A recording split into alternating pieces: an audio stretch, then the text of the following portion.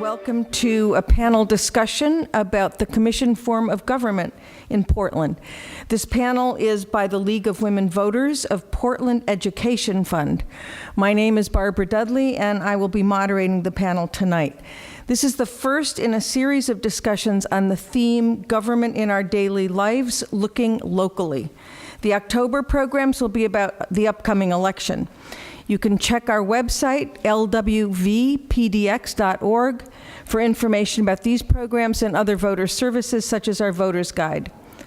We are very grateful to have funding for tonight's program from the Multnomah Bar Foundation and the Ethel Noble Memorial Bequest. We're also fortunate to have 4 panelists who are expert on our city's government. Each panelist brings a unique and important perspective to the discussion. Historian Chet Orloff will explain the history of Portland's unusual commission form of government. City Commissioner Amanda Fritz will tell us about her experience working within Portland's government. City Auditor LaVon Griffin-Valade will talk about her observation of cases where Portland's government works well and others when it doesn't. And finally, civic activist and author Steve Johnson will explain how citizens can influence our government. During the panel discussion, audience members may write down questions for the panelists. Volunteers will collect those questions and bring them to me. There'll be time at the end of the program for the panel to respond to these questions. So, to begin, a discussion of the question, is Portland, in fact, the city that works? Our first speaker is historian Chet Orloff. Chet served as executive director of the Oregon Historical Society for 10 years, from 1991 to 2001. He currently teaches urban studies, history, and planning at Portland State University and at the University of Oregon School of Architecture. He's the founding president and director of the International Museum of the City. He has served on numerous city, state, and national boards and committees, including the Portland Planning Commission, Landmarks Commission, Art and Culture Commission, as well as the Portland Parks Board. He recently chaired the Citizen Advisory Committee for the Central City 2035 Plan. He also chaired the new TriMet Transit Bridge Naming Committee, and we did name it. We are honored to have Chet explain Portland's commission form of government. Chet? Thank you, Barbara. Good evening. So I'm going to speak in about 10 to 15 minutes on a topic that I usually spend about 10 weeks on, teaching classes at Portland State and U of O. So bear with me. I'm going to not use any prepositions, articles, adverbs, or anything else to make sure that I get through this quickly. So beginning in the 1840s, late 1850s, late 1840s, Portland incorporated itself through the state, or actually territorial legislature, in 1851. At that time, there were just about 700 people in Portland at that time. Most were men, more than 3/4, and 9/10 of them were under 30. So that's how our city began. City began with a mayor and 5 councilmen, I emphasize the word men. Every man in Portland was required to spend, or donate, as they said, 3 days of work a year to public projects. The rest of the territory only required men to put in 2 days or even 1 day a week. So right there at the beginning, we differentiated ourselves in how much time Portlanders were expected to put into public work. Most of the city council's work involved building streets, sidewalks, and public levees. And the first city council included 1 developer, 4 merchants, an accountant, and a carpenter. So those were the people who really established our city. One of their first acts was to impose a property and sales tax on people, interestingly. The second act was actually to appoint 2 road commissioners or supervisors to oversee road building. And then the city really got going. By 1853, 2 years after the city had been incorporated, we tried a new city charter, this time breaking the city government apart into basically like the federal system, three parts: judicial, legislative, and executive. And then by 1859, with statehood, the city really took off in earnest, because now it had to compete with other cities throughout the new state, and with a new imposition of state government and laws. Interestingly, some creative personalities crept in at this time. The failing father and son, Henry and Josiah. William S. Ladd, interesting character. I remind Amanda of this, that William S. Ladd, when he was mayor, he would receive letters, and in reply, he would turn them over and write the reply back in between the lines to save paper and send it back to people. I found that kind of interesting little trick. And throughout the remainder of the 19th century, street improvements continued to dominate city business. So when Commissioner Novick worries about city street issues, he's not alone. And of course, women's suffrage, which of course is important to the League, and temperance, two really big issues that confounded early Portlanders for the first few decades. By the 1880s, you can tell I'm leaping over whole chunks of Portland history here. I apologize. Drinking water and sewage were the key issues. Where do we get clean water from? The Willamette River was beginning to, as they said then, thicken. Rather scary term. And the town smelled, as one young woman who visited said, rather gamey. So those were two issues. So a water committee was formed. Bull Run began to be surveyed. And by the 1880s, with electricity, the streetcar system, electrical power, and franchises that ran electricity and streetcars began to again torment, as the word was used in the Oregonian at that time, the city council. The 1880s saw Old Town, as we know it today, move from that part of the city because of the floods up to the current downtown. So a change in geography and architecture, urban design took place. And then by 1891, the consolidation of East Portland and Albina with the city of Portland. The city grew by, it trebled its size and doubled its population. 1895 saw the construction of City Hall, and interestingly, the inclusion of the public library and the City Museum, the precursor to the Oregon Historical Society, incidentally, in City Hall itself. And then a year later, 96, saw the devastating flood of 96, which began to change the face of downtown Portland, as City Council had to figure out what to do, how to clean up after that. And at the turn of the century, 1990, the Portland Parks Board was created, on which I served in the new iteration in 2001, and which Amanda now is our commissioner, fortunately, for city parks. Turn of the century, the city was responding to the progressive movement, which was a national movement of advocating changes and reform in city government. This city stood out nationally. It was the city, according to Teddy Roosevelt, which was held up as the model for how not to run a city, alas. So much vice, corruption, gambling, prostitution, public drunkenness created havoc again for city council. And 1902 saw the initiative referendum at the state level by Representative Uren, William S. Uren. And that, of course, had a profound effect upon us locally, because that suggested that now Portlanders could begin to influence not just how city council was run, but who ran city council.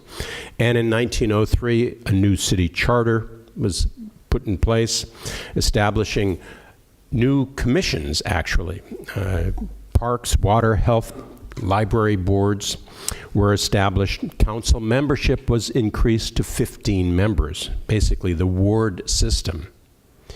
And then, just to distract everyone, the International Lewis and Clark Exposition was held.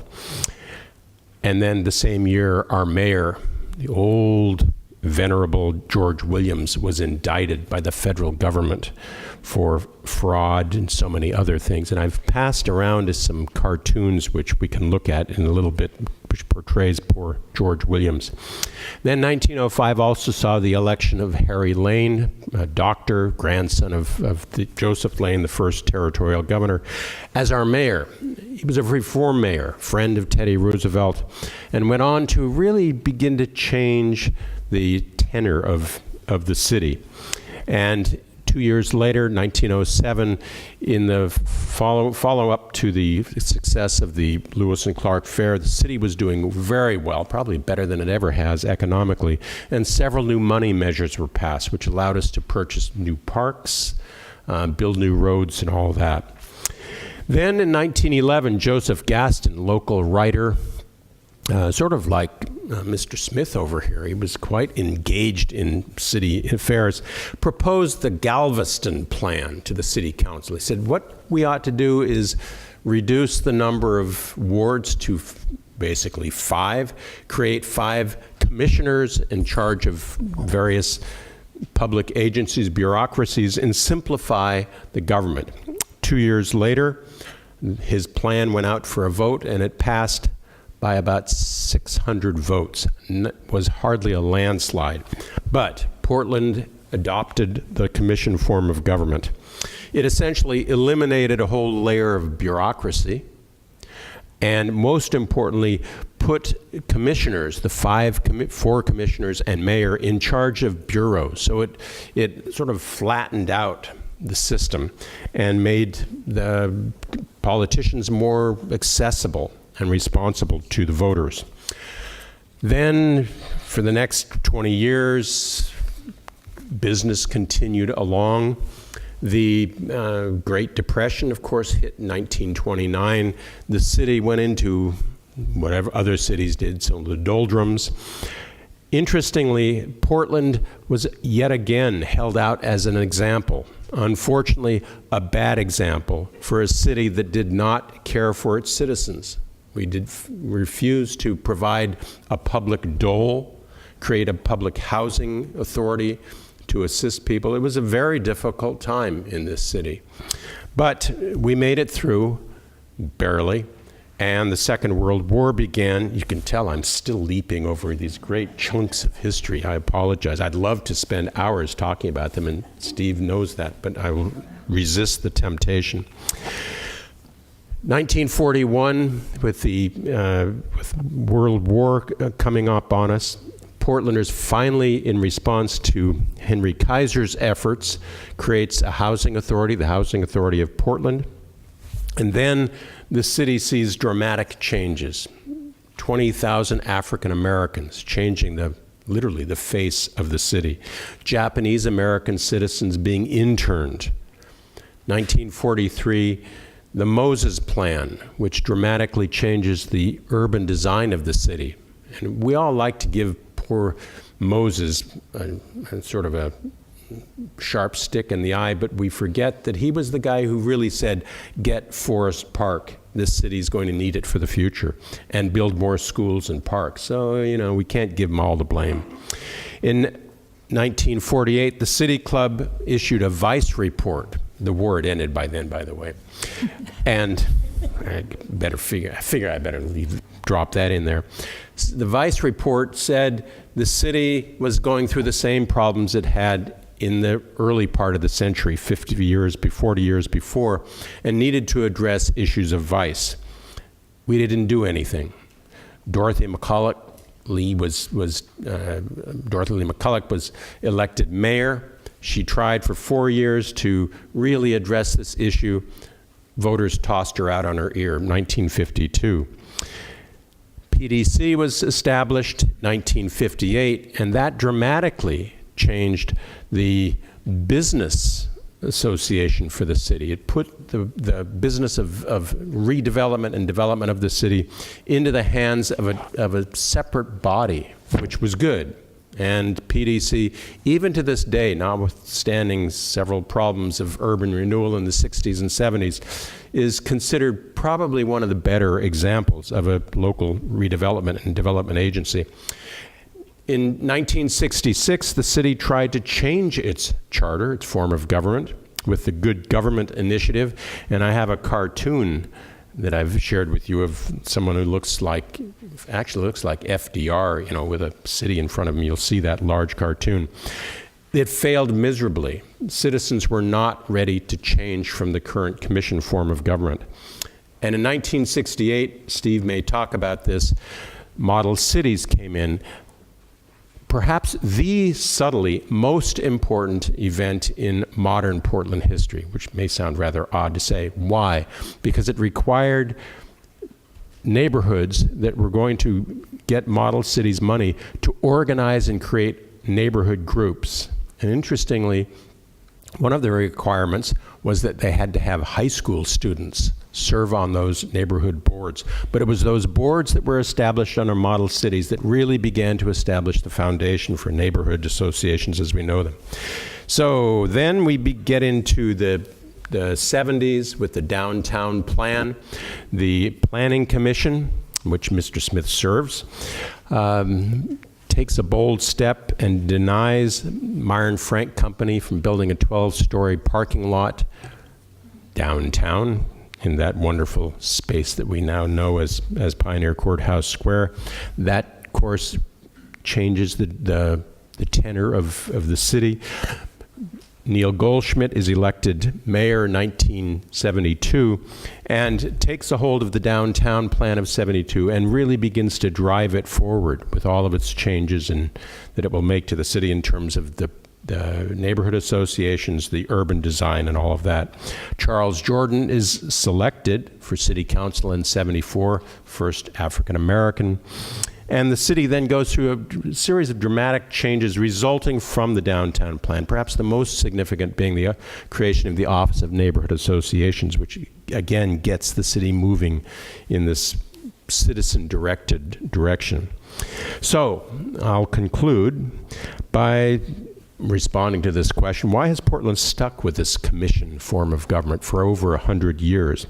It has lasted that long, and we as Oregonians tend not to move too far away from tradition. We like to change things as long as it's within a tradition, and this has been a tradition with us.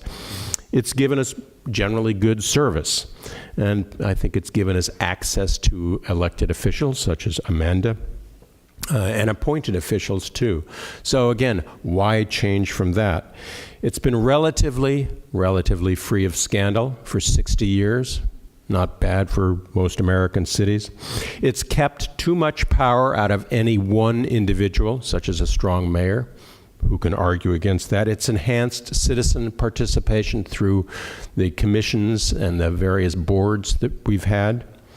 And I'd finish by, last but not least, the 1991 report of this group called the League of Women Voters, which concluded that it is, quote, this commission form of government, accountable, flexible, and responsive to citizens, and preferable to other alternatives. Who could ask for anything more?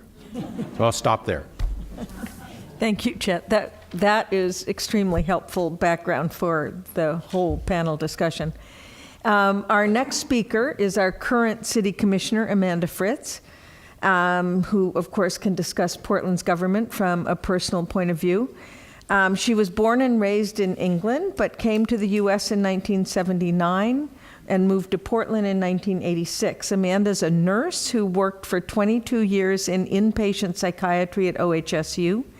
She served for 7 years on the Portland Planning Commission before being elected to the Portland City Council in November 2008.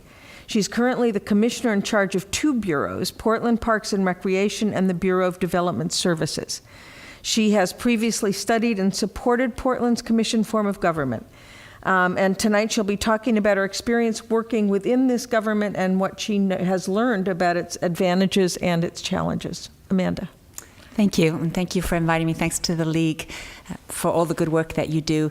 I've been asked to answer particular questions, so I'm going to run through those rather than doing a scholarly presentation like Chet did. And the first one, what has been my experience with the commission form of government? As Barbara mentioned, I got here to Portland in 1986. I wasn't born here, but I got here as fast as I could, and spent the next 6 years having babies. So I really didn't engage in political discussion until 1992. So I kind of missed the Bud Clark administration. I became aware of politics in Portland when Vera Katz was elected, and because that was the first election that I was able to vote, I became a citizen in 1992. So that's Mayor Bud Clark has taught me, though, not to refer to a strong mayor form of government. He points out that he was a very strong mayor, and that we have, certainly Vera Katz, I think we would consider a strong mayor. Our form of government is such that it's dependent on the personality of the mayor and the 4 commissioners as to how much that mayor gets done. So I think I have taken that to heart, and I no longer refer to a strong mayor form of government. We do have a commission form of government. I watched Vera Katz and was on the Planning Commission under Vera Katz, was appointed to the Planning Commission by then Commissioner Charlie Hales, who now, of course, serves as our mayor. So that gave me a different experience because formerly I had been a community organizer, a citizen activist, a mom in school who got in my kids' primary school, who got interested in land use issues and came into government participation in Portland that way. So being on the Planning Commission was different. I went from being us to being them, and experienced how citizens' communications can be shaped by their perception of whether they or not they trust their government. And one of the reasons that I ran for city council is because I wanted community members to be able to trust their government. I looked around at the time that I was thinking of running. There were 5 men on the council. There was nobody who thought like a mother, a nurse, a community activist, and I thought that there should be. So I looked around to see if there was somebody else who could run, and nobody else had been on the Planning Commission for the amount of time that I had been, nor had worked in the neighborhood association system. I was very fortunate to get elected with public campaign financing, which came into being the first time I ran in 2006, when I ran for the seat that was occupied by Commissioner Dan Saltzman. And I have to admit that one of the reasons I chose that seat rather than the other, because the title of it was the Commissioner of Public Affairs. And I thought being in charge of public affairs sounded splendid. I'm currently in charge, my formal title is the Commissioner in charge of Public Utilities, which I have never been assigned any of the utilities. I am not now assigned the utilities. And the main challenge with this is that I get umpteen emails asking me to buy pipe fittings and various other things that I have no interest in purchasing, but people seem to think that... I get those too. You do? Oh, good. Yes. I don't. Neither do I. So the title of the positions, there's the public utilities, public affairs, public works, public safety, and I believe the last one is public finance. Is that correct? I think the mayor is always the commissioner of public finance, because indeed the mayor is a commissioner as well as being the mayor. The only power that the mayor has in our form of government that he or she may do without assent from the rest of the council is to assign the bureaus. And there were times past where all of the bureaus were taken away from particular commissioners who were not in favor with the mayor. But everything else, the mayor gets to propose the budget, but the mayor needs 3 votes in order to pass the budget. And so I like this form of government. I found it as both as community activist, as a planning commissioner, and now as a city commissioner. I know who to go to. I am approachable, available to people. I'm unfortunately not able to stay for the rest of the presentation, so if people want to ask me a question afterwards, they can email me at amanda@portlandoregon.gov, and I will answer. Other commissioners choose to have their staff participating in answering their emails. That's why they're up to date, and I'm about 500 behind.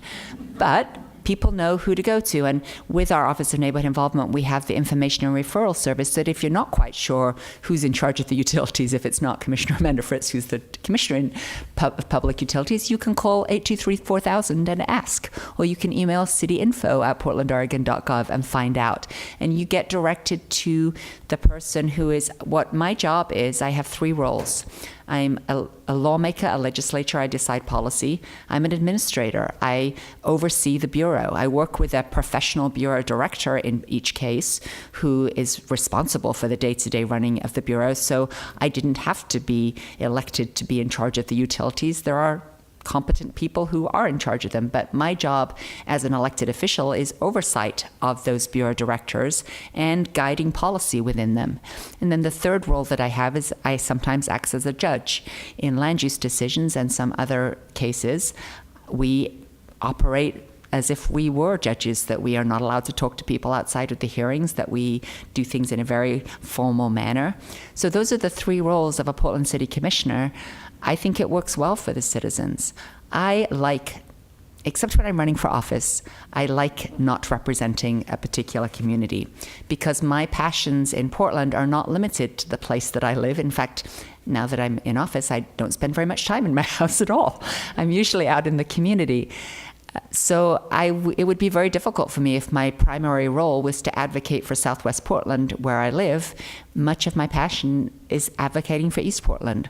And in fact, when I got involved in neighborhood issues in the 1990s, I quickly realized that we in Southwest Portland, in deep Southwest Portland, had a lot in common with people in East Portland in that we were annexed to the city at that point 40 years previously. We didn't have, and still don't have in many cases, modern city services like streets and sidewalks and crosswalks and traffic lights, parks. All of those things were aspects of our city that I in Southwest had a lot in common from East Portland. And by going to East Portland and working with their Parks Committee, we realized that if we advocated together, we got more done before the City Council. And they advocated for my park in deep Southwest Portland. That's one of the reasons it was particularly exciting for me last year to announce that we were going to be building new parks in East Portland, paying back that debt that I had been carrying for 15 years because people in East Portland helped get my park done. That's part of what I love about Portland.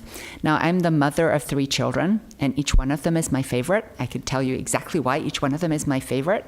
So we have 95 neighborhood associations in Portland. I can tell you why each one of them is a very special place and my favorite and why they deserve more than they're getting. That's part of the challenge of Portland, is that we do have high expectations for what we desire as public services. And one of the challenges is that I have to look out for the whole city. I also have to look out for not just my bureau. So Mayor Hales, when he took charge of the city in 2013, decided he was going to take all of the bureaus into his portfolio for the purpose of doing the budget. I didn't stop caring about neighborhood associations or equity just because they weren't in my portfolio any more than I did. You know, I supported Commissioner Fish throughout my first 4 years on the council, and I still do, on housing issues, because I care passionately about making sure that people who live outside and people who need affordable housing get the assistance that they deserve. It's completely unrelated in my mind and in my heart from being in charge of that particular bureau. I believe that the commission form of government, it has advantages, especially when commissioners are assigned to follow their passions.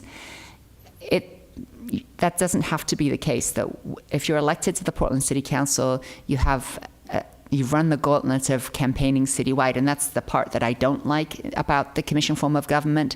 It costs a lot of money to reach 600,000 people in your campaigning. There's no way you can knock on 600,000 doors. And there are about 350,000 registered voters in the city of Portland. It costs a lot of money to either mail information to them or get it out on television. So to that extent, having smaller districts would enable people to knock on more doors and have that personal connection. I think that that's outweighed by the value of all of the commissioners being responsible for all of the city. I particularly love it when I go to a neighborhood and people say, "Which street do you live on?" because they think I live in their neighborhood because I'm there so often. And that to me is the value of being elected citywide and being responsible for the city citywide. So the next question is, how have your ideas about our form of government evolved or changed since you were elected? It really does depend somewhat on who you work with. A group of 5 who are nonpartisan is very different from any other form of government. It's not like the legislature where they have caucuses and a whip to go around and get people to vote on whatever the party line is. I was mentioning earlier this week that I wish I had a whip that I could wander around City Hall and line up my votes. But that's, again, not how the citizens of Portland expect our government to operate.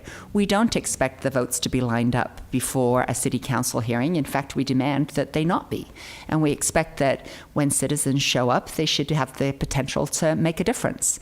There's no point in having a public hearing if it doesn't matter what the public says when they show up. So it's challenging, particularly on the City Council, where we hear an issue and we vote right then and there. On the Planning Commission, I used to hear about an issue, and then there would be 2 weeks where I could do more research, I could find out more about a particular topic, and then the vote is 2 weeks later. I actually think that would work a lot better in some circumstances, and have, in many cases on the council, advocated for, let's not make a decision today, let's put it off. One of the things that I like to do is to have a first reading, but announce ahead of time that it's just a first reading. So we did that on the City Budget Office, which I helped put together in 2012, which changed the way we do budgeting and made the Budget Office responsive to all 5 commissioners. Because that's getting back to, it depends on the personalities and the direction of each of the 5 members. It works best when we work in a collaborative manner, when there's a good communication and where there's very clear roles and responsibilities. It doesn't work so well when one or more of those isn't so. It is always going to come down to, though, that there are 5 people on the council, and that each week on the council agenda on Wednesday, there's usually a dozen or more different agenda items. So you can't form your alliances of bargaining with votes here and there and, the party line and the whip, because I might disagree with one of my colleagues on one vote. I've got to turn around immediately and start talking about a completely different issue on which I may need that person's vote. So I'm not going to, I cannot afford to devolve into partisan politics or the getting to 3 votes on something where we have over 1,500 votes every year. It just doesn't work like that. I did notice, though, that when I was serving with Commissioner Leonard, I had an aha moment when I realized that Commissioner Leonard thought like a former firefighter, and I think like a former nurse. So the things that pop into my head as a former nurse were different from the approach that Commissioner Leonard would take. Once I recognized that fact, that his approach was very much more grab the axe and bash the door in, whereas mine was, as a psych nurse, let's all sit down and talk about this, we got along really quite well. I didn't have to resort to bashing down the door that separates our 2 offices, although there were times that I thought I might. I think the commission form of government can help both city leaders and the community address the complex issues that we face. There are clear roles and responsibilities. For instance, I am in charge of development services, which is looking at the demolition issue and whether there should be demolition delay. Mayor Hales is in charge of planning and sustainability, which is looking at, after a house is knocked down, what are the rules that govern what the next house that's built gets to look like. It's very clear that there's a division of labor there. It works best, though, when somebody emails me about the issue of what new houses should look like, if I do a warm handoff to Mayor Hales and his staff and say, well, that's not me, it's them, but here's the person that you need to talk to. Otherwise, it can look very much like I'm passing the buck, and that is something that we don't want to have happen.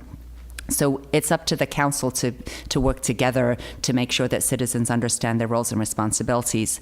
There were a couple of things that I was able to get done because of the commission form of government, that we are occasionally allowed to dabble in each other's bureaus. The budget is one of those big times, and that was one of the reasons that we established the budget office, so that all 5 commissioners would get the same information and accurate information. But that was how I was able to intervene in Commissioner Leonard's plan to put a filtration system in the Bull Run watershed. That came up as a budget request.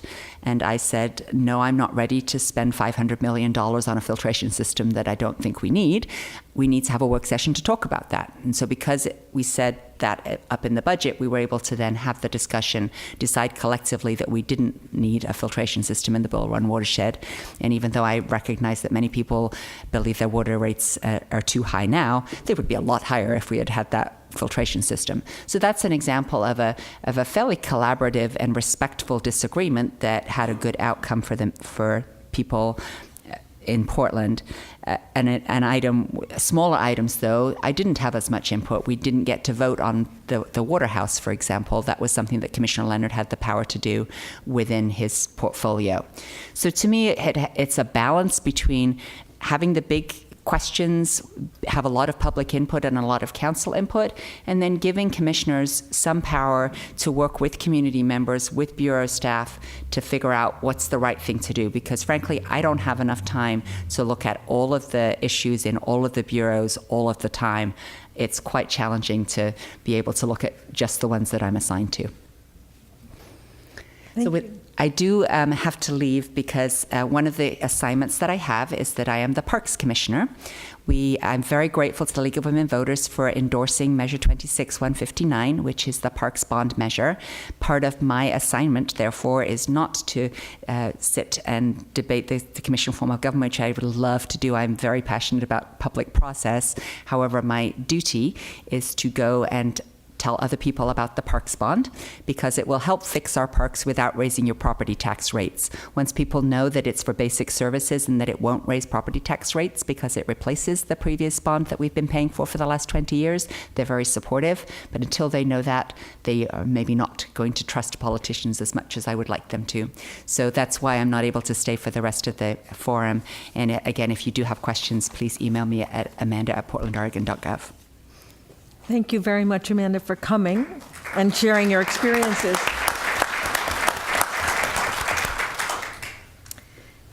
We are pleased to have as our next speaker another elected city official, the city auditor, Levon Griffin-Valade. Levon has had a lot of experience as an auditor, having served previously as the elected Multnomah County auditor, and prior to that as the deputy county auditor and a senior auditor. She has a master's degree in public administration from Portland State University and is a certified government auditing professional. The 50-member Office of the City Auditor is responsible for conducting independent and impartial performance reviews of city operations. It also has a number of other functions, including handling complaints against the city. The office has conducted influential audits of the Police Bureau, the Water Bureau, the Bureau of Transportation, and city-county relations. Recent audits examined East Portland Services, the Portland Streetcar, Organic Waste, and the Portland Development Commission. We look forward to hearing Levon's response to the question we are discussing. Is this, in fact, the city that works? Levon. Good evening, and thank you very much. Can everyone hear me? That's great, because I have one of those voices that speaks softly and carry a big stick kind of a voice. So as Barbara mentioned, I'm the elected city auditor. Prior to that, I was the elected Multnomah County auditor, and I've been a government performance auditor since 1998. And I'm always at risk of being Debbie Downer at these kind of events. And so I want to warn you, in fact, ahead of time, that I've inserted a few really bad jokes. Now, I don't mean raunchy jokes. I mean just kind of bad auditor jokes. And that's to make me seem much more lively and upbeat and funny and happy. So I was asked to talk about where I've seen things work well because of Portland's commission form of government. I was also asked to discuss what makes the city's form of government more or less effective. And then I was asked to talk about where I've seen roadblocks. So I don't know how many of you have experience working with auditors, but here's one way to describe their general nature, or our general nature, I should say.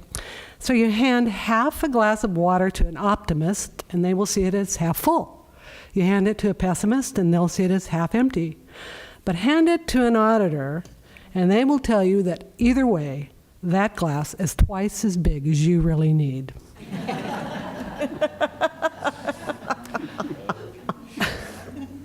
So that's bad joke number one. So if you didn't like that bad joke, maybe you'll like this one. How many auditors does it take to change a light bulb? Just one. But the light bulb has got to really want to change. Seriously, though, it's in every auditor's nature to be skeptical, to hone in on problems, and to offer up our findings based on our excellent analysis and research. And we government auditors take our work especially seriously.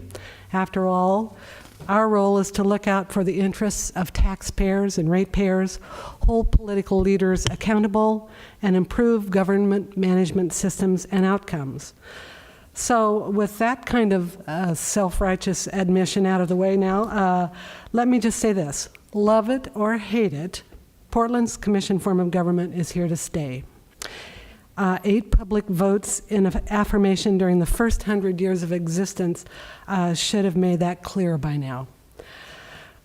It's my view that Portland's governance structure works better than it might otherwise because of the role of the elected city auditor. And that's not about me, and it's not about my predecessors, and it's not about my successors. Rather, the drafters of the charter and subsequent city councils were wise enough to create a buffer of independence between certain oversight and transparency functions, which are those functions that are in my office, and the political leadership and its bureaucracy. Doing so created a natural tension, but a generally effective balance, I think. Portland's elected auditor's position has been in city charter since 1868, 45 years before the 1913 vote approving the commission form of government. In fact, Portland and surrounding jurisdictions have a history of supporting independently elected auditors who answer directly to the public.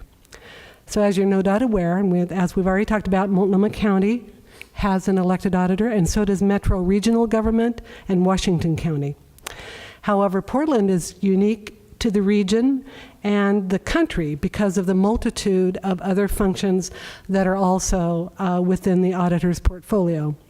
So I'll get to those other functions in a moment, but most of you are probably most familiar with the Audit Services Division in my office.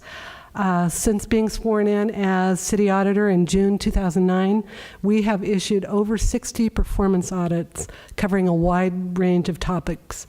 Barbara mentioned a couple of those, but we have done an audit of the use of utility ratepayer dollars, the implementation of the city's expensive new business software, which went from a planned cost of $14 million to $47 million before they ever turned it on.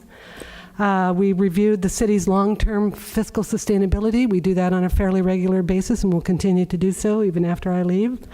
We've audited Portland Fire and Rescue's overtime practices, the Police Bureau as a learning organization. So in other words, do they learn from their mistakes, change, grow, and move on? We've looked at PDC economic development loans, residential and commercial inspections, the street pavement condition, transportation funding. As Barbara mentioned, we've also looked at Portland streetcar governance, and then we also recently looked at the housing loan program. So those, as you can see by those 11 reports alone, the public is fortunate to have great professionals working in the Audit Services Division of my office.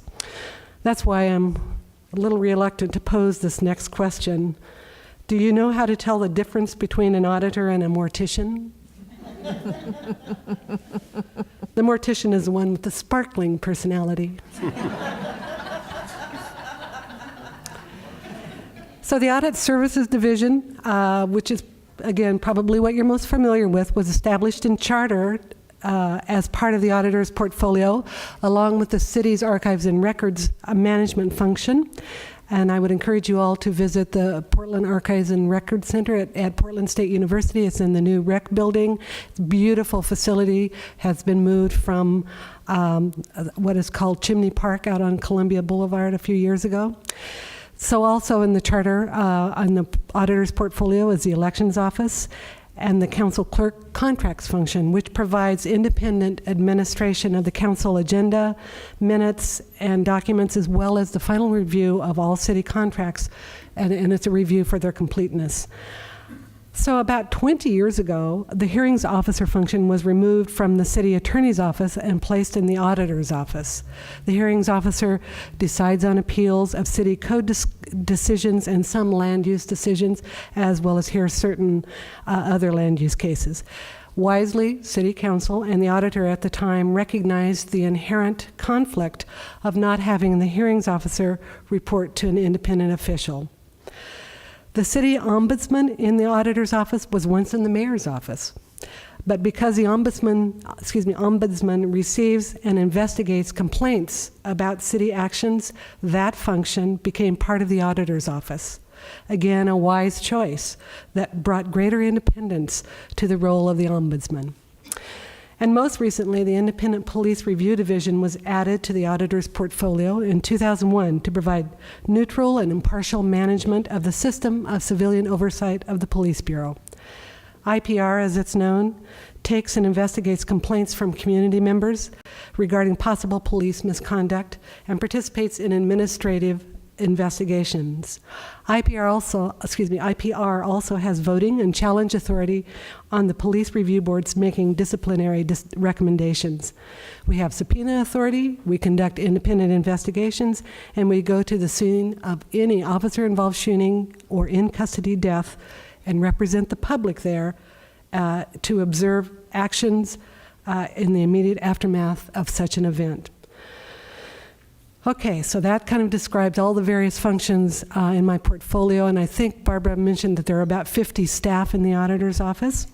So now I want to go back to talking about those roadblocks I mentioned earlier, or was asked to speak about earlier. The city is simply a very challenging organization. It's a complex bureaucracy, often driven by political whims and personalities. When I stepped down as Multnomah County Auditor to become City Auditor, a colleague of mine said it was like I was jumping off a sinking ship, but into shark-infested waters. I dare say the county's ship may have been mostly righted recently, but shark-filled waters continue to be a problem at the city, and so do the roadblocks.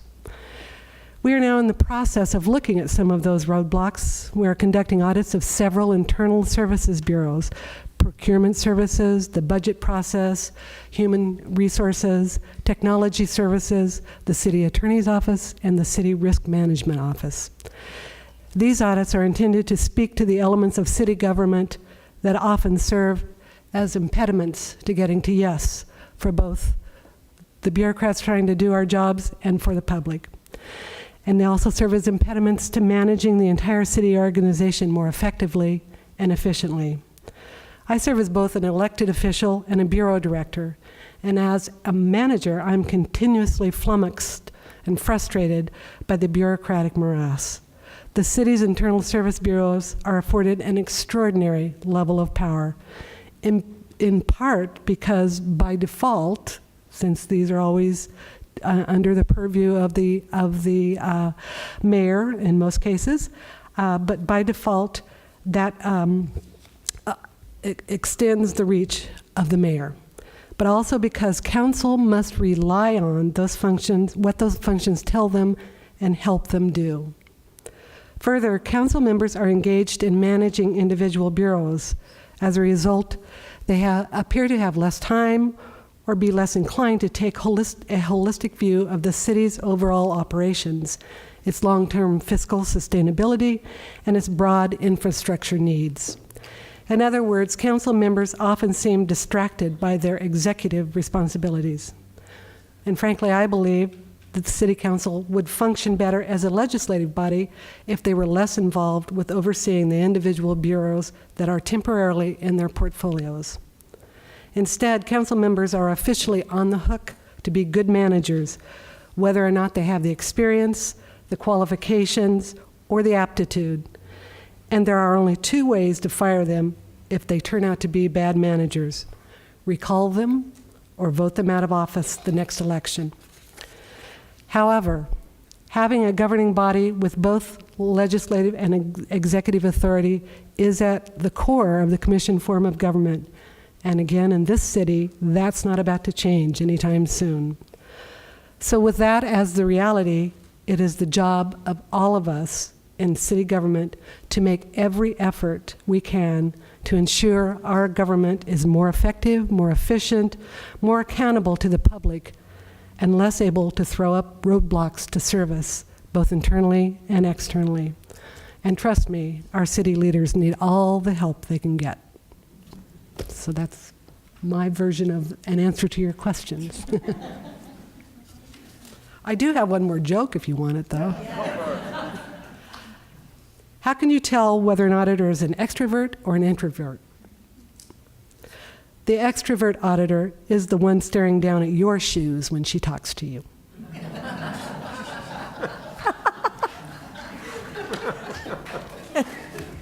Thank you, LaVon. You're welcome. I think that there will be undoubtedly a lot of questions, but first we'll hear from Steve. And I do want to remind the members of the audience to be writing down your questions and passing them to the volunteers who will bring them my way for when we get into the question and answer period. Our final speaker is Steve Johnson, who has spent many years as a community activist and has received a number of awards for his work, including a Mayoral Spirit of Portland Award, a Pioneer in Media Award from the Media Alliance, and the City of Portland Great Blue Heron Award for Environmental Stewardship. His PhD thesis was entitled The Transformation of Civic Institutions and Practices in Portland, Oregon, 1960 to 99. In 2003, his thesis received an award from the American Political Science Association for the best dissertation on urban politics. Steve is an adjunct professor at Portland State, where he teaches both graduate and undergraduate students about subjects such as citizen engagement, citizen participation, and urban planning. Steve. Thanks for having me here. Okay, my voice will go up and down sometimes. Everybody hear me okay? I think of myself do you remember the movie Forrest Gump? And how Forrest Gump just seemed to show up everywhere, like Watergate. I've worked with 500 nonprofits, and if you look at, I'll probably be a footnote everywhere, so like I organized a men's group to support the first women's health clinic. I helped start the Saturday Market, Northwest Cultural Center, was on neighborhood boards, Johnson Creek Watershed Council. And I looked at that one day and I thought, wow, maybe I've got pathology here. I got why is it I cannot, a short-term attention span? Why do I want to pay attention to everything and everybody else seems to just pay attention, I have environmental activist friends who are like that.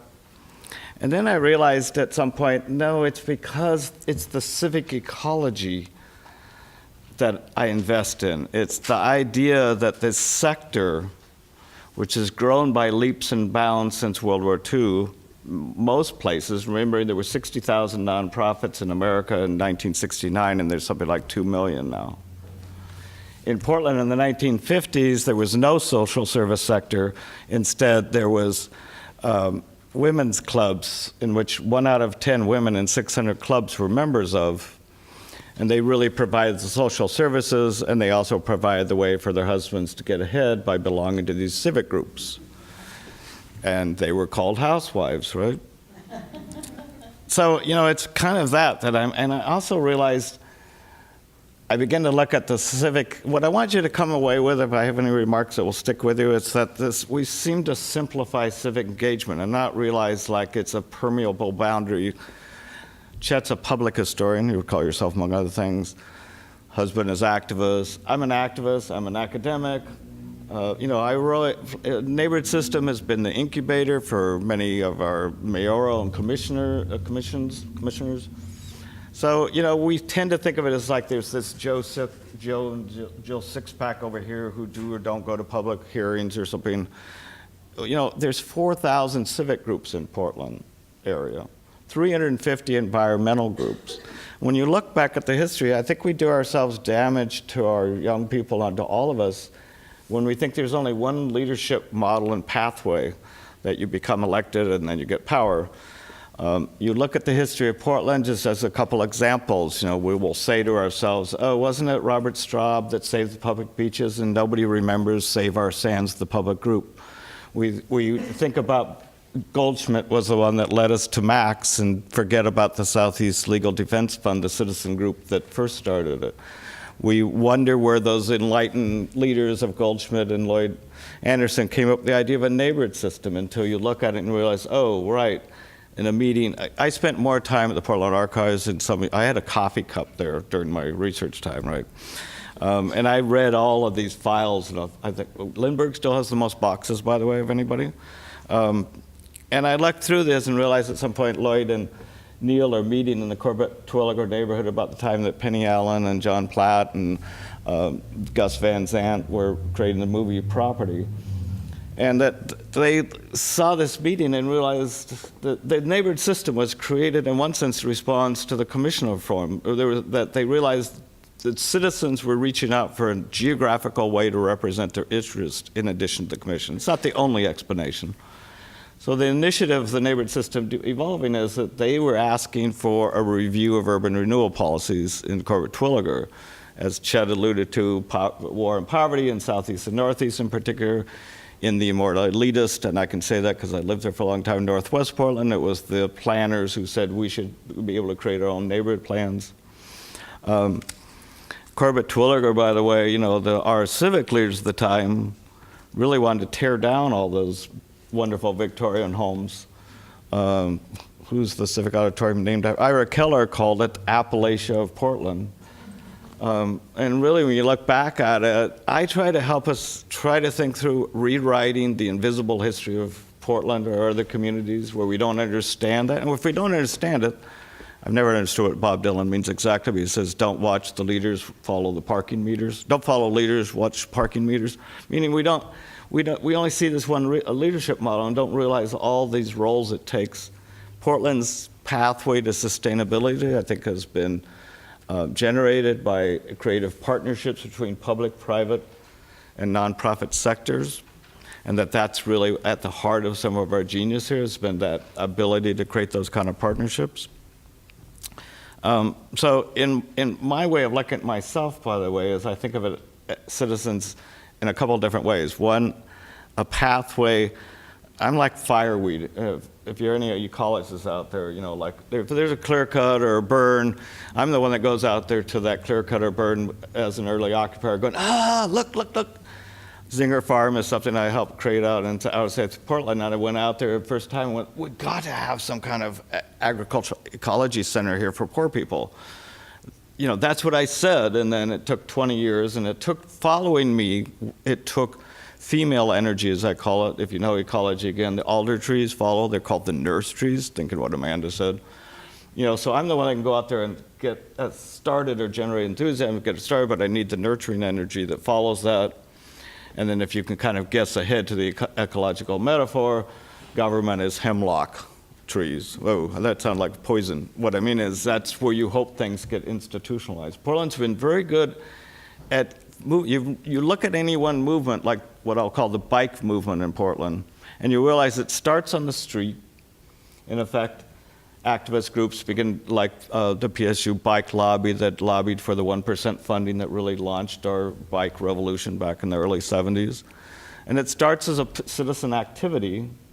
And then the city of Portland has been very wise in the sense, I don't know how we can talk about the whole city that way, but they've been incorporating, not co-opting citizen movements.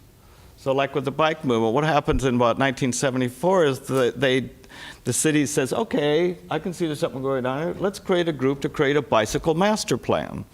And so then you see a migration of the activists into official roles. If you look at the Bureau of Transportation's now staffing, you'd see the tracing of these same activists are now working for the city doing alternative transportation.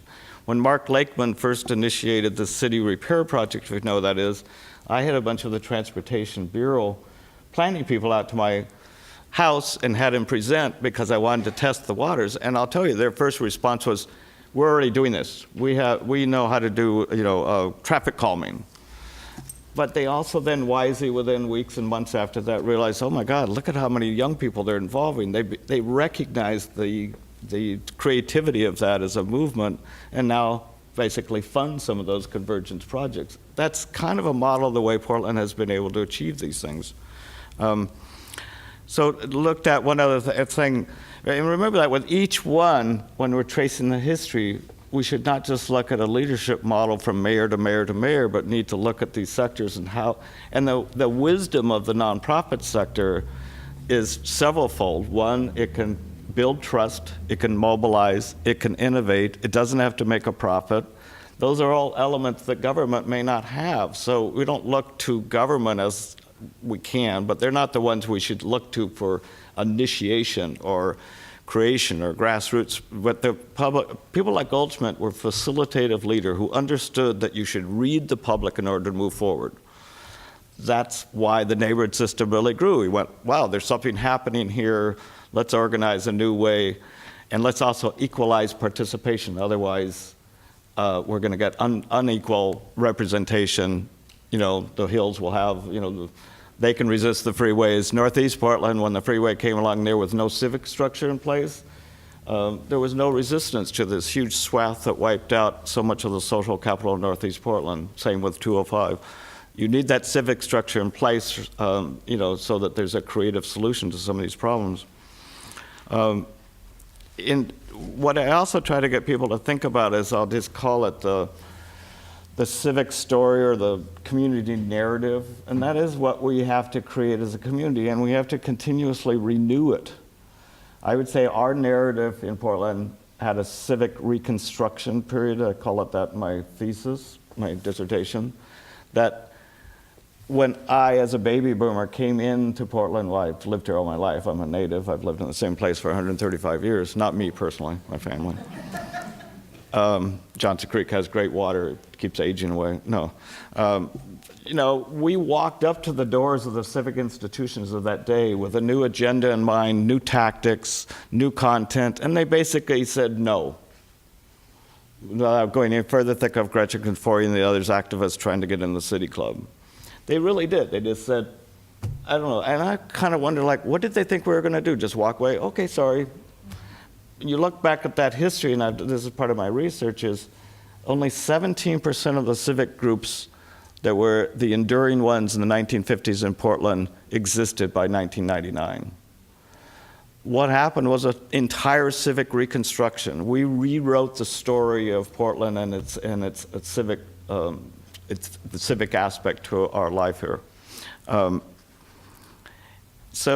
we can see that. I know I was an activist in those days with early, we were talking about climate change and sustainability, believe it or not. In 1972 in Portland, I published a magazine called Rain, and we were activists saying we need to, and everybody else was in their silos, even the environmental movement. My wife worked with the Oregon Environmental Councils, and I would try to get her interested in recycling, sustainable food, all these issues that they saw as separate, because what they were doing is preserving wilderness out here, so they separated their concerns.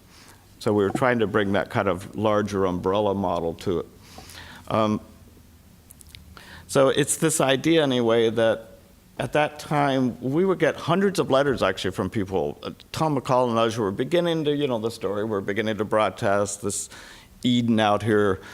And we would get all these letters as this publisher that went internationally with people go, I'm thinking of moving to the Northwest because, wow, you're really doing good things. And at first we'd write back and go, no, it sucks here. It's, the Willamette's being polluted and they're paving over everything. And then I think collectively we all said, why are we doing that? Why don't we just go with the myth? And I think in one sense, a very simple version of what's happened in Portland to become Portlandia from some of the earlier versions that Chet especially was alluding to, is that we created our own story that we now believe.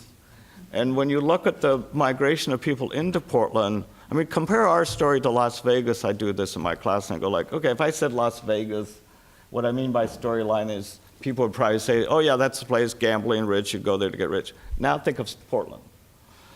If you were out there somewhere else and someone said something about Portland, what would come to mind? It'd be these things about green sustainability. You know, if you're an employee, you probably refer this more than that. If you go to interview in Portland, city, say, government job, probably the first two things someone's going to go is, well, we do things with people, it's open door, and it's about green and sustainability. But we took 40 years to create that story, you know, that we co-created it together and began to create a story that everybody believes, and then pretty soon, you know, even fast food places here have to begin to sell organic, you know, because it's just the way of, it may be corrupt that way, but it's our way of doing things now. That's our new narrative. Now, lastly, I just summarize it by saying, I think we are now at a point of new challenges. We have a civic story that was very robust, worked, was creative throughout the last 30, 40 years that we created. But we now have a much more diverse population. And we have a story with that, and I mean, underneath the narrative, you create policies to support that story, in effect, right? Ours is, for example, the comprehensive plan. We need to say, is that a strong enough framework now to continue our livability? When we created the first story, nobody cared what we did here. You know, it was a poor economy in the sense of, now there are people that go like, come here, and I'm simplifying, but they come here and go like, cool, you really did a great job. There's all this green space, everything. And they don't pay enough attention to the history to see how we got here.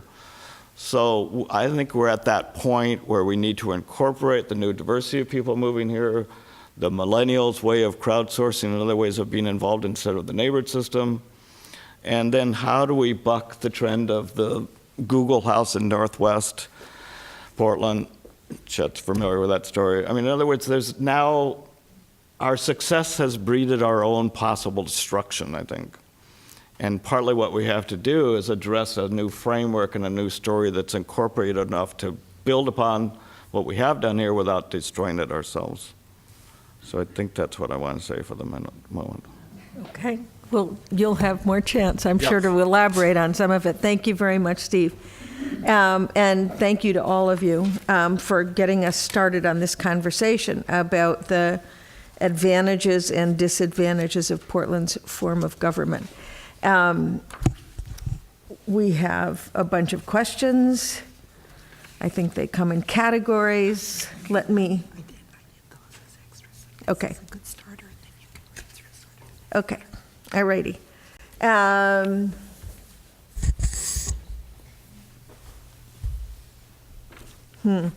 Okay, I think I will rephrase that one a little bit to combine it with the next one. Levon, Chet, both of you sort of asserted that the commission form of government is here to stay, and that it is terribly bureaucratic and inefficient in many ways as a result of it, but there are ways to work around it, and that we like it as a tradition here in this city. Would you elaborate, both of you, a little bit on why you think it's here to stay? Obviously, because it's been put up for change and the citizens have not been willing to change it. But what does that say to you? And Steve, I think you could actually weigh in on that as well. Why do you think the citizens of Portland are satisfied with it to the point where they're not willing to make significant changes in it? And I'll just go in the order in which you are sitting, if that's how you want. Okay. I will take advantage of that. I think Churchill had that wonderful line about, there's nothing worse than democracy except everything else. And you could say that to some extent with regard to the commission form of government. I think we are satisfied with it because it does work. It has its faults, it has its problems. But they are also self-correcting problems. We are able to fix them by and large. And Portlanders and Oregonians are like this too, but Portlanders, we're very insightful and incisive people. We look around the landscape and we see what works, what doesn't work, what has worked, what hasn't worked. And we tend to apply those lessons. And I think when we've looked, and we've done a deliberate job of that within the last 10 years of examining whether to change the form of government, we decided not to and put it out for a vote. And I think the reasons for our not changing is we looked around, looked at what was going on elsewhere, not only in the United States, but in other countries, particularly in European countries, and realized, well, yeah, we have problems here, but we can fix them. And there are other ways of doing things, but they don't work as well as they do here, notwithstanding the problems. So we've accepted that. There's an old line about Oregon being, and Portland being mediocre. But, mediocre, you've got to think about the issues of that. There are great successes, but they tend to collapse, and we definitely don't want to be below the mediocre.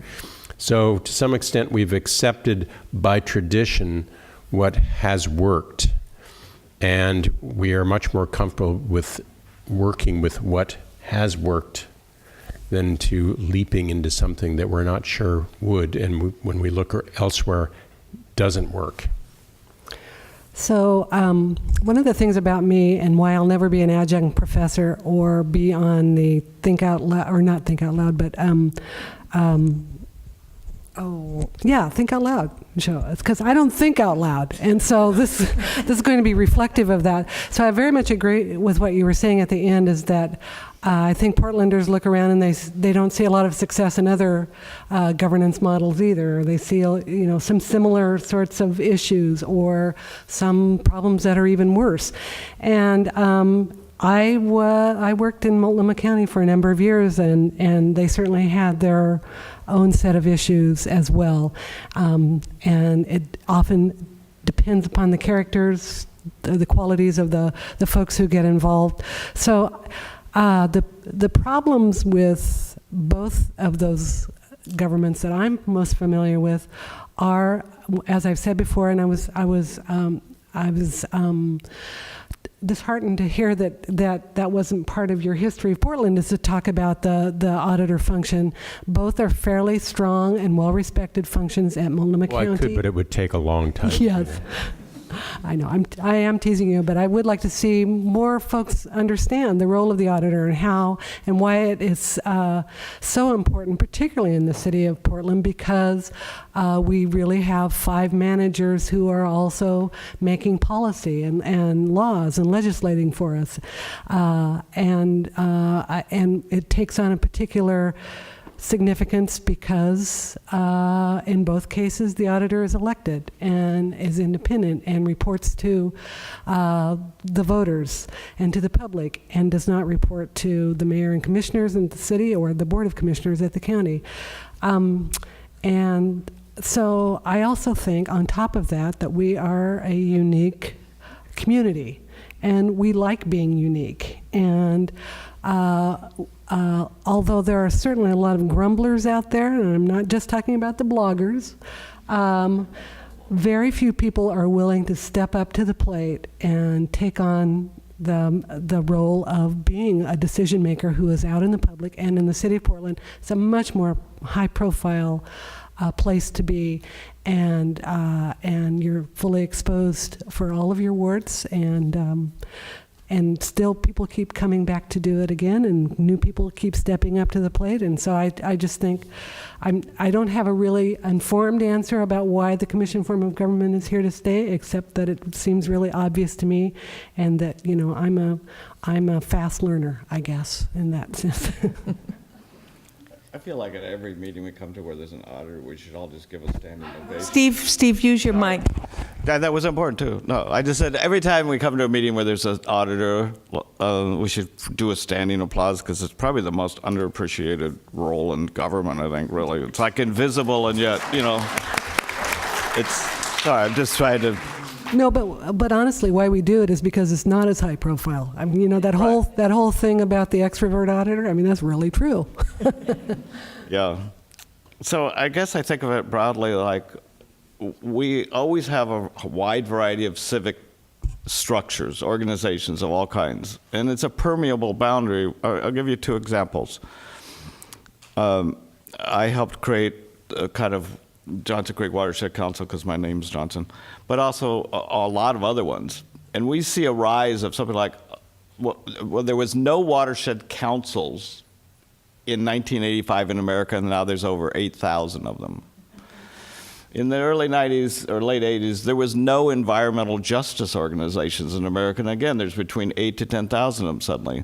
Why does that happen, do you think?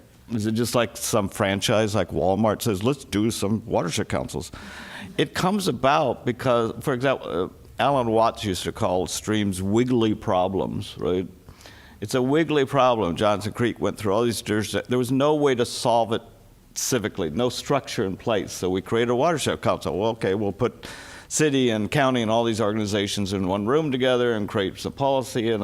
So that's what we constantly need to do. Whether or not the commission form or not, our challenge is constantly to find the structured Coalition for a Livable Future I helped create because I saw gridlock in the public sector. So bring together the housing groups, the environmental groups, social justice, and get them to dialogue before they go to Metro. And I also saw equity was an undernourished issue in the Portland area. So let's come together to figure out how to create a better platform for social equity. And lastly, it's like probably the biggest challenge I can think of, and there's probably other ones, with the present form of commissioner is a geographical issue, and that's the one that keeps being bounded around is East Portland, which Amanda's. In other words, there is an idea of an issue where there is a discrepancy that's appeared because it's not represented in the way they view themselves as an outcast, that the government isn't working for them because there isn't an equal representation of their interests. So it is an example of where probably if there was, I'm not sure with this, but maybe if there was a geographically based commission form here, there would be more voice for those people than there currently is. It doesn't mean we can't change it, but I think it is an example of where a geographical form might represent that community in a stronger way. Let's dig into that a little bit more. I do think that's one of the questions about the commission form of government is that it could be a geographically elected commission. It's not. If it were, would that make it less efficient in the sense that would you be able to find somebody in a district that also was qualified to run the water bureau? Well, why not? You know, if you can find someone in the city at large who's qualified to run a water bureau. But I think that's a question that is constantly sort of underlying this. And I heard you, Steve, earlier say that it was the neighborhood associations arose in response to that lack of neighborhood representation. But the neighborhood associations also are a little weak out in East Portland and much stronger in Northwest and Southwest Portland and Southeast Portland. And so that raises the question. And Amanda said she likes representing the whole city and doesn't want to go to geographic representation. But I'd like to hear first from you, Levon, do you think that would make the bureaucratic morass better or worse? No, or indifferent? I don't think, I mean, I think there's no guarantee by going to districts, but I also don't see a problem with it. So I also would like to say that I'm not sure that you can have any more active neighborhood areas than East Portland and North Portland. They're very loud and boisterous, and so I have experience with both those. But I just think there's no guarantee that will solve that problem. I think, but I'm not sure I understand why it would hurt to do that. I think Multnomah County government is a fairly good example of,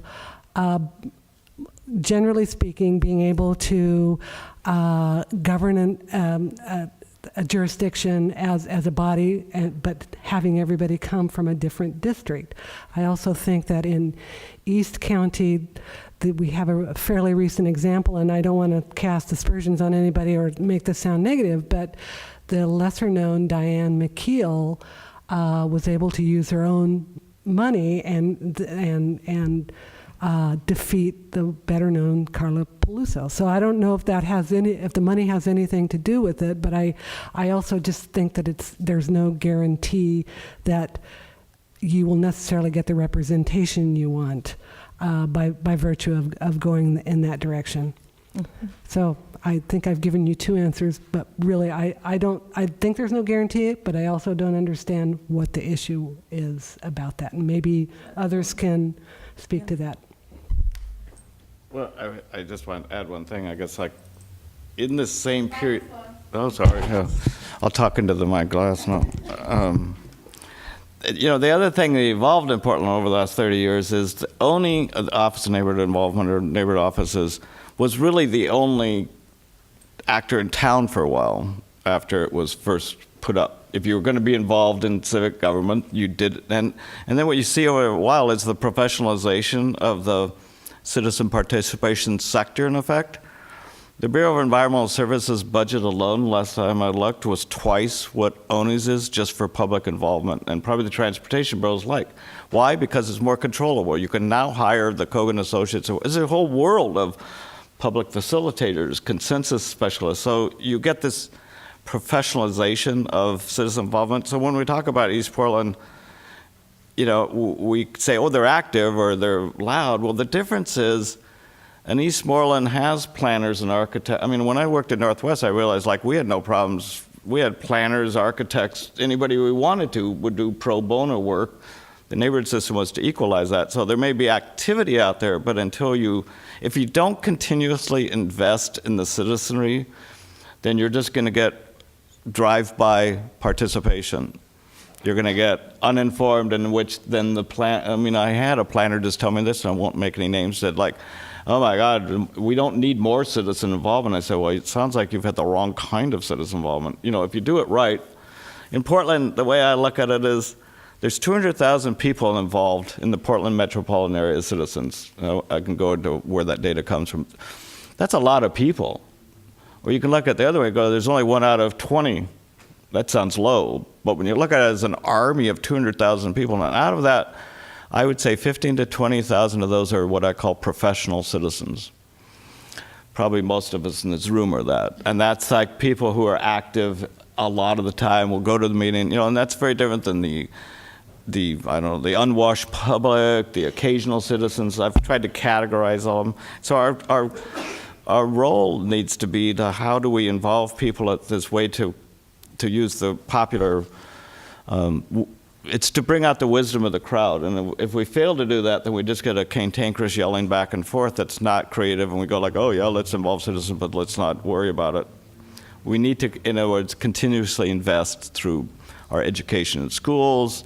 Portland State Service Learning has done a lot in that regard. So that's what we have to do, is continuously, I think, invest in that, in the citizenry, or else it's just we're yelling at each other. So I guess what I was really answering is, yeah, East Portland may be very active, but if we're not helping them really, develop the power structure that gives them a head, then they're just going to be outsiders still. I think going to a geographic or ward system again would be a disaster. I think we tried that for 75 years, it didn't work, and now we've been testing it for 100 years, and it works perhaps not as well as we'd all like, but it is working. So I think keeping to a non-geographical citywide process as a commission form of government has allowed is the way to go. I also think, with regard to Steve's point, just his last point, is in the nation, to some extent in the state, we don't have a leadership problem. We have a followership problem. I don't think that's the case in Portland. I think because the followers get it. That's why our city commission, we don't have people going way over to the left or the right, and they work in a very bipartisan, I guess, nonpartisan way.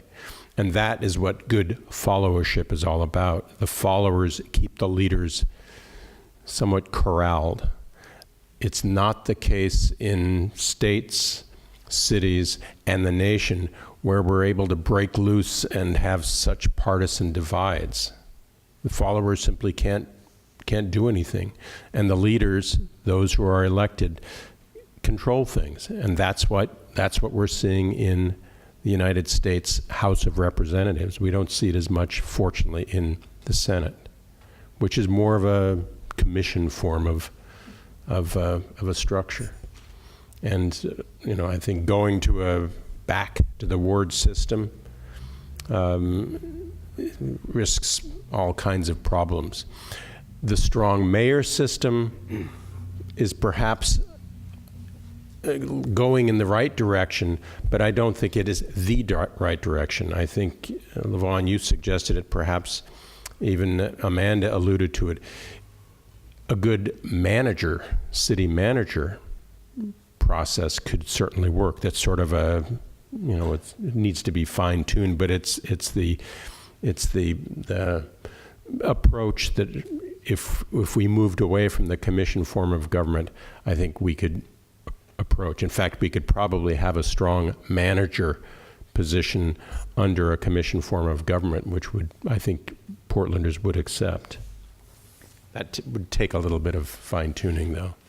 I think a different way of asking the question, a different question perhaps, is that when you described the history, Chet, of how we got to the commission form of government, you described it as an effort to attack the problem of corruption. I mean, straight out Portland corruption, which was pretty intense. And the question is that inherently more possible under the commission form of government? In other words, does the commission form of government help us avoid corruption that you might find in, well, not to call names, but New Jersey or Rhode Island?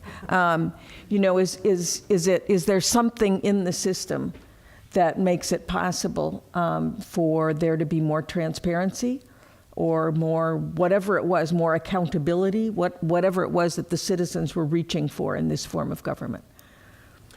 Yes, I think so. I think, let's be blunt, humans are humans, and too many of us will take advantage of each other, and that's what happens in the ward system, and that is what Portlanders were responding to in the early teens in 1913 when they created a commission form of government. They were responding to the realization that humans will take advantage of each other, that we will lie, steal, cheat, whatever else. Let's be blunt.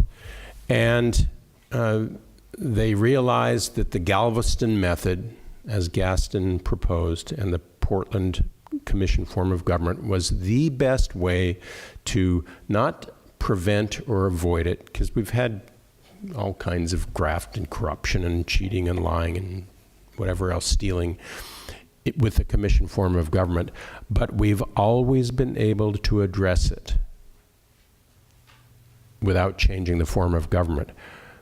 And with other forms of government, they haven't, as in New Jersey and elsewhere. So I think Portlanders are shrewd enough to say, well, what is it about this strange form of government that we've had for over 100 years now, or 100 years, 101 years, that has allowed us to manage the reality of human behavior? And we've realized it's the commission form of government. Like it or not, it has avoided the extremes. And some people may call it mediocrity. I call it good management. Levon, as the auditor, would you agree with that? Well, I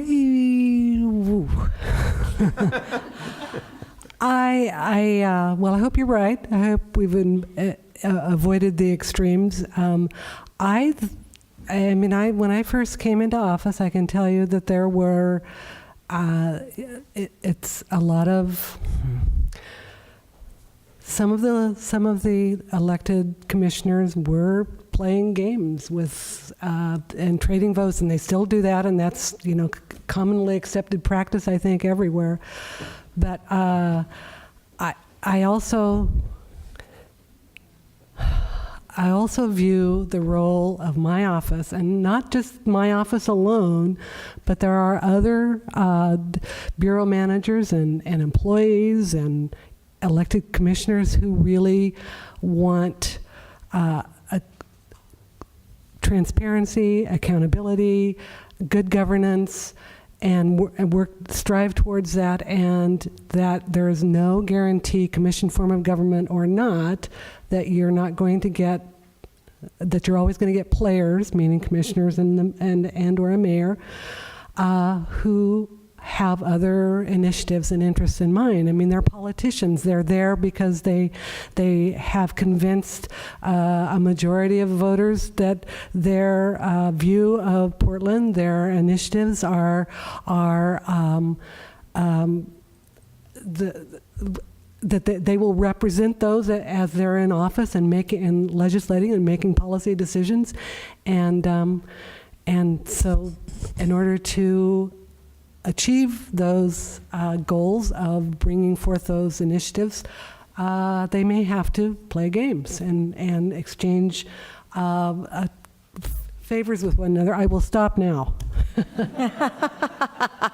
I saw the red sign. There is a lot more, obviously, to be discussed, but I thank you all. I think this has been very helpful and enlightening, and has raised questions as well as answered them. This concludes the recorded part of our panel discussion. Thank you to the panel for helping us understand Portland's commission form of government, its advantages and disadvantages. And thank you to our donors, the Multnomah Bar Foundation and the Ethel Noble Memorial Bequest, for their support of this program. Thank you to our audience and our volunteers. This has been a production of MetroEast Community Media and of the League of Women Voters of Portland Education Fund. Our next presentations will be voter service forums explaining ballot measures on the Multnomah County ballots. Those will be held on Tuesday, October 14th to 5 to 8 in this very room of the Multnomah County Board. And on Wednesday, October 15th from 2 to 5 in the U.S. Bank Room of the Central Public Library. We are also offering voter service forums for candidates and measures in East Multnomah County. We'll have copies of our voter's guide and our easy read and Spanish voting guides available in libraries and on our website on about October 1st. And finally, we have a speakers bureau of volunteers who can explain the ballot measures to community groups on request. So visit our website, lwvpdx.org, for more details. That's lwvpdx.org. The League of Women Voters Education Fund makes democracy work by increasing understanding of public policy issues and encouraging you to become actively involved in your government.